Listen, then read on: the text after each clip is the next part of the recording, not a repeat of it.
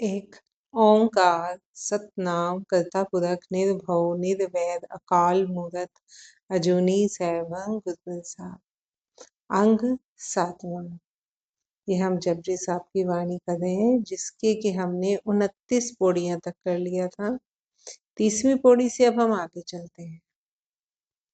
एका माई जुगत व्याई तिन चेले परवान, इक संसारी इक भंडारी इक लाए देव।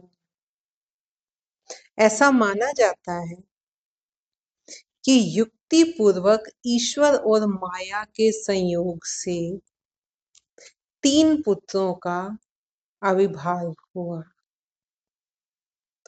जिसको हम कहते हैं ना कि हिंदुइज्म में उसको कह दिया जाता है शिव और शक्ति का। कि युक्ति पूर्वक ईश्वर और माया के संयोग से 3 पुत्रों का आविर्भाव हुआ। एक सृजन करता, दूसरा पोषण और तीसरा संहार का काम करता है। एक संसारी एक भंडारी एक लाए दीवान। जिव तिस भावे तिवे चलावे, जिव होवे फुरमान। ओहो वेखे ओना नजर न आवे, बहुता एहो विधान। परंतु ये तीनों भी उस परमात्मा की आज्ञा में ही काम करते हैं। जिव तिस भाव है तिवे चलावे। इन तीनों को भी परमात्मा जैसे चलाता है, जैसे चाहता है, उनको वैसे ही चलाता है। जिव हो वह फरमान, जैसे उसका हुक्म होता है ये तीनों उसी तरह काम करते हैं, उसी हुक्म के अनुसार ही कार्य करते हैं। ओहो वेखे ओना नजर न आवे, बहुता एहो विधान। इससे भी बड़ी बात यह है कि इन सब के तथ्यों को परमात्मा तो भली भांति जानता है, पर ये स्वयं उसको देखने में असमर्थ है। अर्थात परमात्मा इनकी पहुंच से भी परे है। आदेश दिसे आदेश, आद अनील अनाद अनाहत, जुग जुग एको भेष। अतः केवल उस प्रभु को ही नमस्कार करो जो सबका मूल है, निष्कलंक है, अनाहत है और सर्वदा युग युगांतरों में समान रूप से समाया हुआ है। आसन लोए लोए भट्टार, जो किछ पाया सो एकावार। जो किछ पाया सो एकावार। वह परमात्मा और उसके अनंत भंडार प्रत्येक लोक में स्थित है। सिर्फ हम ये कहें कि इसी लोक में नहीं, प्रत्येक लोक में उसके भंडार स्थित है। उसने सबको पूर्ण बनाया है।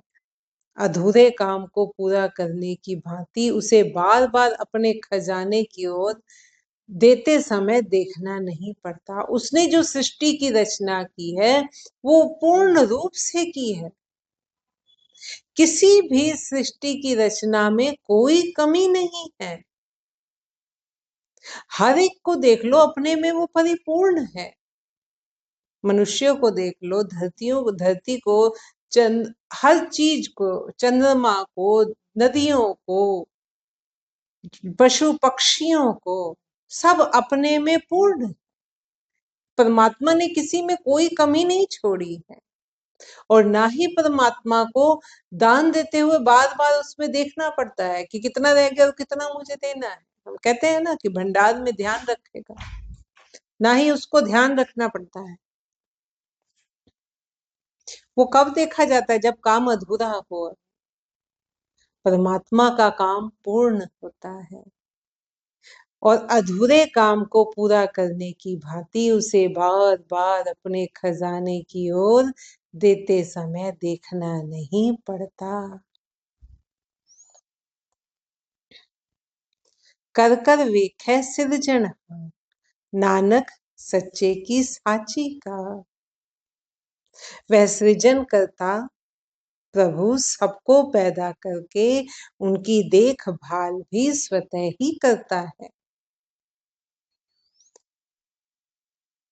हे नानक, सत्य स्वरूप उस ईश्वर का यह पोषण कार्य अबाध रूप से निरंतर चल रहा है। उस सत्य स्वरूप ईश्वर का, ईश्वर जो ईश कहते हैं ना कि स्वामी है सबका, हर वर्ग का, हर ईश्वर जगत का जो स्वामी है वो ईश्वर है। तो वो सत्य स्वरूप है, क्योंकि उसका स्वरूप कल भी ऐसा था, आज भी ऐसा है, कल भी ऐसा ही रहेगा। वो चलायमान नहीं है, उसमें कोई चेंज नहीं आता, इसलिए वो सदा नवीन है, सदा सत्य है। हे नानक, सत्य स्वरूप उस ईश्वर का यह पोषण कार्य अबाध रूप से बिना किसी बाधा के निरंतर चल रहा है।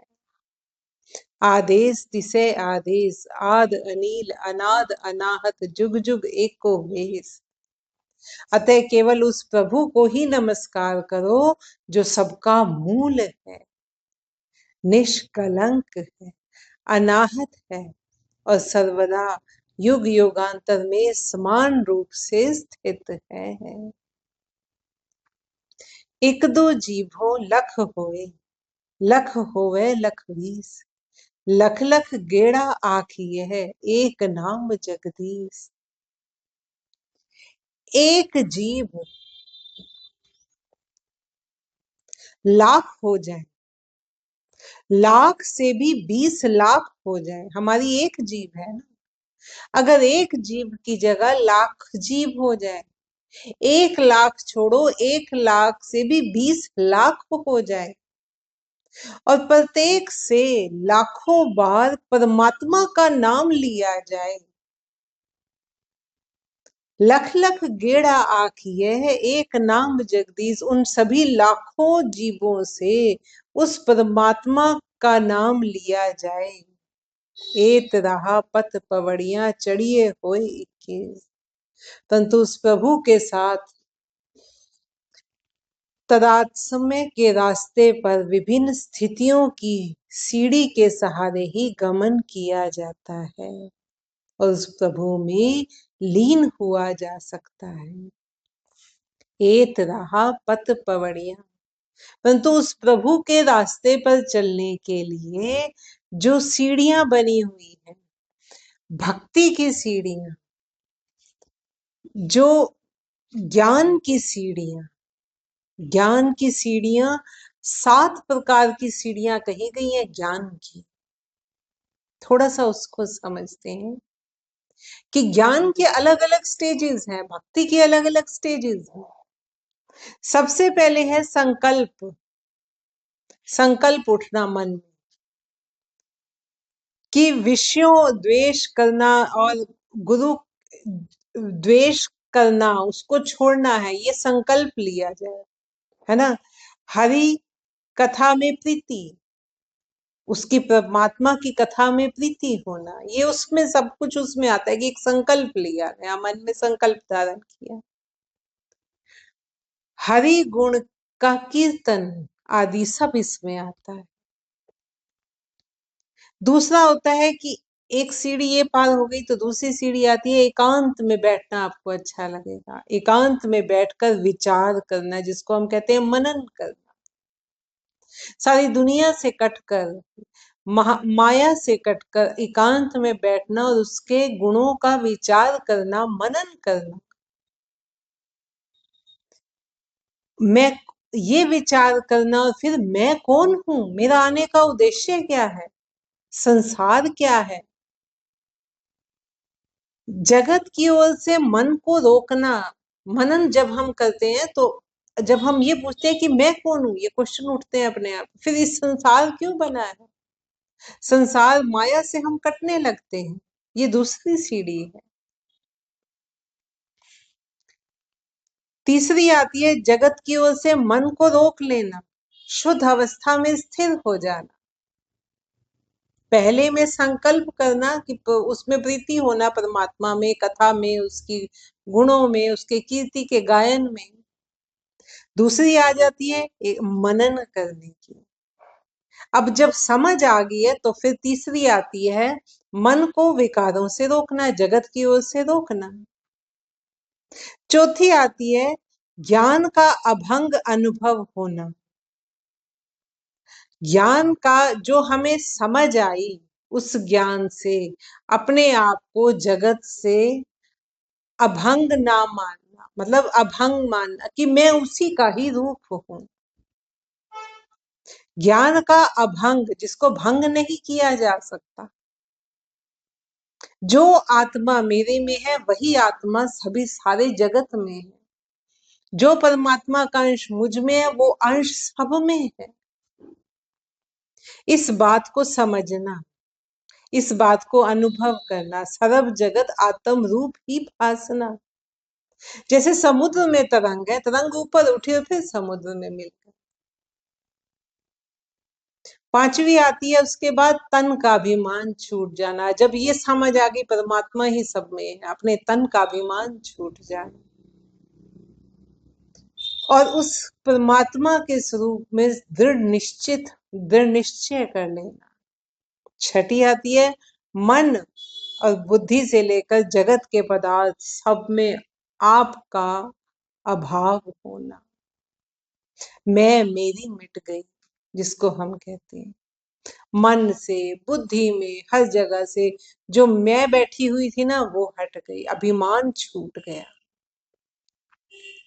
अपने आप का अभाव, अपने आप का जो भाव था वो अब अभाव में बदल गया। जो ये भाव था ना कि मैं, मेरी संपत्ति, मेरा घर, मेरा परिवार, अब सारा जगत ही मेरा हो गया, वो भाव खत्म हो गया। और सातवां आता है जहां फिर दूसरा कोई भान नहीं होता कि जैसे मुझ में भी वही परमात्मा, तुझ में भी वही परमात्मा, उस आत्मा और परमात्मा का मिलन हो जाए, जिसको हम तुरीय अवस्था भी कह देते हैं। तो जो गुरु महाराज कह रहे हैं, एत रहा पत पवड़िया चढ़िए हुए 21। 21 मतलब उस परमात्मा से मिलकर एक रस हो जाना, 21। तो क्या कह रहे हैं कि दोबारा से हम इसको पढ़ते हैं, इस पद को, एक जीव लाख हो जाए, लाख से भी 20 लाख हो जाए और प्रत्येक से लाखों बार परमात्मा का नाम लिया जाए, परंतु उस प्रभु के साथ तादात्म्य के रास्ते पर, मीन्स उस प्रभु के साथ योग के रास्ते पर, मिलाप के रास्ते पर, विभिन्न स्थितियों की सीढ़ी के सहारे ही गमन किया जाता है। कौन सी विभिन्न सीढ़ियां? जिसकी अभी हमने चर्चा की। भक्ति की सीढ़ियां, ज्ञान की सीढ़ियां चढ़कर ही उस पर गमन किया जाता है और उस प्रभु में लीन हुआ जाता है, एक रूप हुआ जाता है। 21 की एक रूप हो जाना, अपना आप खो देना। अब परमात्मा और आत्मा एक रूप हो गए, वो अवस्था है। वो कब आएगी? जब तुरीय अवस्था, तुरीय अवस्था भी वही सबसे ऊंची अवस्था जिसमें आत्मा और परमात्मा एक हो गए हैं। तो उन सीढ़ियों के सहारे ही गमन किया जाता है और उस प्रभु में लीन हुआ जा सकता है। सुन गल्ला आकाश की कीटा आई रीस, नानक नदरी पाइये कूड़ी कूड़े ठीस। आकाश के सुख की बातों को सुनकर कीड़ियों में भी आकाश छूने की लालसा जागृत होती है। मीन्स जैसे एक कुछ तो लोग ऐसे हैं जिनको ब्रह्म ज्ञान एक्चुअल में ज्ञान है ना, उन लोगों को देखकर जो देह अभिमानी लोग हैं, जो माया में ही लिप्त हैं, लेकिन उन सिद्धों को देखकर, साधुओं को देखकर, जो अपने मन में भी रीस करते हैं कि मैं भी उनके जैसा हूं। सुन गल्ला आकाश की कीटा आई रीस, नानक नदरी पाइये कूड़ी कूड़े ठीस। सुख की बातों को सुनकर कीड़ियों में भी आकाश छूने की लालसा जागृत होती है, परंतु हे नानक, झूठ और अहंकार को त्यागे बिना प्रभु की कृपा दृष्टि नहीं होती और असत्यताओं के पाश में बुद्ध जीव की यह लालसा और स्पर्धा भावना प्रभु स्मरण का कोरा अभिमान बनकर रह जाती है, क्योंकि उनके मन में असत्य है, झूठ है, अहम है। ये उसी के पाश में है, उनकी बुद्धि जीव जो है, जिनके अंदर अहंकार है, झूठ है,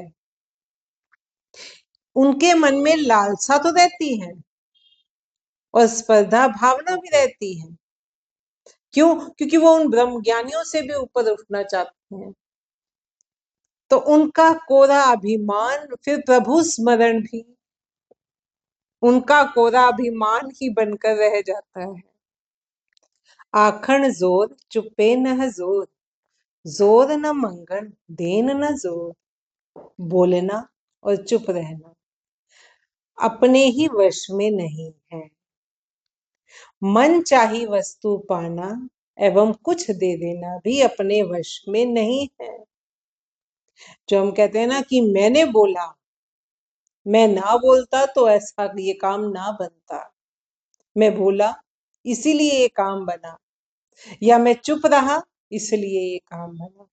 ये बोलना और ये चुप रहना हमारे वश में नहीं है।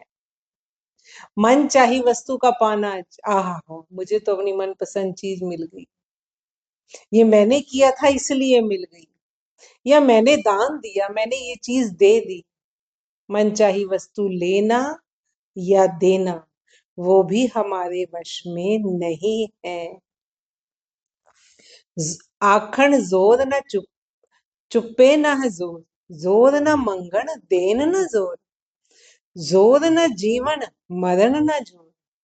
जीवन और मृत्यु भी हमारे वश के बाहर है। ना तो जन्म हमारे वश में था, ना मृत्यु हमारे वश में है। जोर न राज माल मन सोर। मन में उथल पुथल मचाए रखने वाला ऐश्वर्य भी हम अपने सामर्थ्य के बल पर नहीं पाते। कोशिश तो सारे ही जने करते हैं, लेकिन हर कोई नहीं पा सकता, क्योंकि वो भी हमारे वश में नहीं है। जोर न सुरती ज्ञान विचार, जोर न जुगती छुट्टे संसार। विचारों में मग्न रहना, ज्ञान में डूबे रहना, समाधिस्थ बने रहना भी हमारे वश में नहीं है। भवजल से छूटने की युक्ति भी वश के बाहर है। कौन से भवजल से? ये संसार रूपी भवजल से निकलने की, जिसमें हम ऐसे डूबे हुए हैं कि फिर डूबते हैं, फिर ऊपर उठते हैं। मीन्स बार बार जन्म लेते हैं, बार बार मृत्यु होती है, और इसी भव सागर में ही हम फंसे हुए। इस भव सागर से छूटने की युक्ति भी हमारे वश में नहीं है। तो ये फिर किसके वश में है? जिस हथ जोर कर वेखै सोई, नानक उत्तम नीच न कोई। शक्ति संपन्न केवल वह प्रभु है, जो सृजन करके स्वयं देखभाल कर रहा है, जो सृजना भी खुद करता है और देखभाल भी खुद ही करता है। हे नानक, यह भली भांति समझ लिया जाना चाहिए कि आत्म रूप में अपने आप में कोई भी उत्तम या नीच नहीं है। हमने ऊपर इस पद में किया कि कुछ भी हमारे वश में नहीं है, सब कुछ करने कराने वाला वो परमात्मा है। फिर ये क्वेश्चन आता है कि फिर कोई ऊंच कोई नीच क्यों है? ऐसा क्यों है कि किसी को तो राज मिल गया और किसी को नहीं मिला, किसी पर तो उसकी कृपा हुई, किसी के पर नहीं हुई? क्यों? ऐसा क्यों है? ऐसा इस बात को भली प्रकार समझ लेना चाहिए। आत्म रूप में कोई भी ऊंच या नीच नहीं है। कोई ऊंच नीच हुआ है तो अपने कर्मों के कारण हुआ है, अपने पिछले संस्कारों के कारण हुआ है। वो संस्कार जो उसके साथ अब चलकर आए हैं, ये ऊंच नीच ये उसके कारण हुआ है। आत्म रूप में सब एक बराबर है, सब में आत्मा वही है जो परमात्मा का अंश है। वो सब में उतनी ही प्योर है। ऐसा नहीं है कि किसी की आत्मा छोटी है, किसी की बड़ी है, किसी की उच्च है, किसी की नीच है, किसी की अच्छी है, किसी की बुरी है। आत्मा अपने सत्य स्वरूप में सब में एक समान है। कोई अच्छा बुरा है तो वो मन से है, अपने कर्मों के कारण है, अपने संस्कारों के कारण है। इस बात को भली प्रकार से समझ लेना चाहिए। उसके न्याय में कोई कमी नहीं है, ना तो वो पक्षपात करता है और ना ही वो किसी की सलाह लेता है। सीधा सा, बड़ा सीधा सा उसका नियम है, जिसके जैसे कर्म उसका वैसा फल। तो जिस हथ जोर कर वेखै सोई, नानक उत्तम नीच न कोई। ये हमने 33 पौड़ी तक कर लिया है। 34वीं पौड़ी से हम आगे नेक्स्ट पोस्ट में चले।